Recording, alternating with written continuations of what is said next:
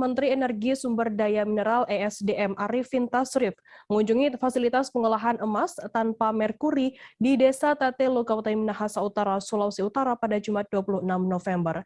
Tasrif datang bersama Gubernur Sulut Oli Dondokambe, petinggi PT MSM TTN, Kepala Dinas Lingkungan Hidup Sulut Marli Gumalak, pejabat Kementerian ESDM dan anggota DPRD Sulut asal Minut Hendri Walukowu. Informasi lebih lengkapnya akan disampaikan oleh rekan jurnalis kami dari Tribun Manado, ada Fernando Lumowa, yang saat ini sudah tersambung bersama kami. Halo Fernando. Ya, halo. Ya. Fernando, bisa Anda jelaskan terkait kunjungan Menteri SDM ke fasilitas pengolahan emas tanpa merkuri ini seperti apa informasinya? Baik, terima kasih. Menteri SDM Pak Arifin Tasrif kemarin itu mengunjungi fasilitas pengolahan emas tanpa merkuri di Desa Tatelu, Kecamatan Talawan, Kabupaten Minahasa Utara, Provinsi Sulawesi Utara. Nah, ini merupakan kunjungan seorang Menteri SDM yang pertama di daerah yang berstatus pertambangan skala kecil atau pertambangan rakyat, khususnya untuk pertambangan emas. Dan kemarin itu Pak Menteri didampingi oleh Gubernur Sulawesi Utara, Pak Oli Dondokambe, melihat seperti apa fasilitas pengolahan emas tanpa merkuri ini. Secara umum, Menteri mendapatkan penjelasan terkait dengan mekanisme, tahapan-tahapan, dan proses dari pengolahan emas yang prosesnya itu tanpa menggunakan merkuri. Dalam pemaparannya, Country Project Manager Pengolahan Emas Tanpa Merkuri, Pak Agni Pratama, menjelaskan bahwa secara umum, pengolahan emas di fasilitas tersebut sama seperti fasilitas pengolahan lainnya. Yang membedakannya ialah untuk mengekstraksi emas itu tidak lagi menggunakan merkuri, tetapi menggunakan zat kimia yang lebih aman dan ramah lingkungan, yaitu menggunakan glisin dan sianida. Demikian, rekan Firda. Fernando, kemudian seperti apa program pengolahan emas tanpa merkuri di Tatelu, Minahasa Utara ini?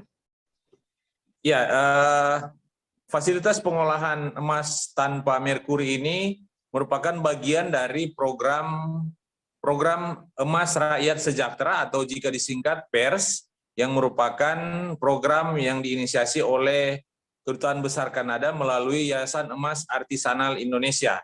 Dan program ini sudah berlangsung sejak tahun 2015 atau sekitar 6 tahun lalu. Program berlangsung sekitar 5 tahun, tetapi diperpanjang 6 tahun karena adanya pandemi COVID-19.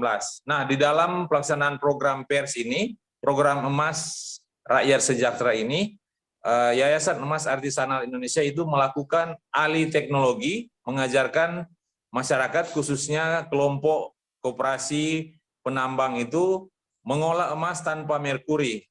Tidak hanya dengan alih teknologi, dilakukan juga proses-proses pemberdayaan, pendampingan, konsultasi terkait dengan bidang ekonomi dan kesehatan. Demikian. Fernando, kemudian sejauh mana capaian program tersebut dan seperti apa dampaknya bagi masyarakat setempat? Nah, berdasarkan dengan penjelasan dari Country Project Manager PERS, Pak Agni Pratama, bahwa program Emas Rakyat Sejahtera, pengolahan emas tanpa merkuri di Tatelo ini merupakan satu di antara 9 proyek yang sama yang dilaksanakan oleh Yayasan Emas Artisanal di Indonesia dan Sulawesi Utara, salah satunya yaitu di Tatelo.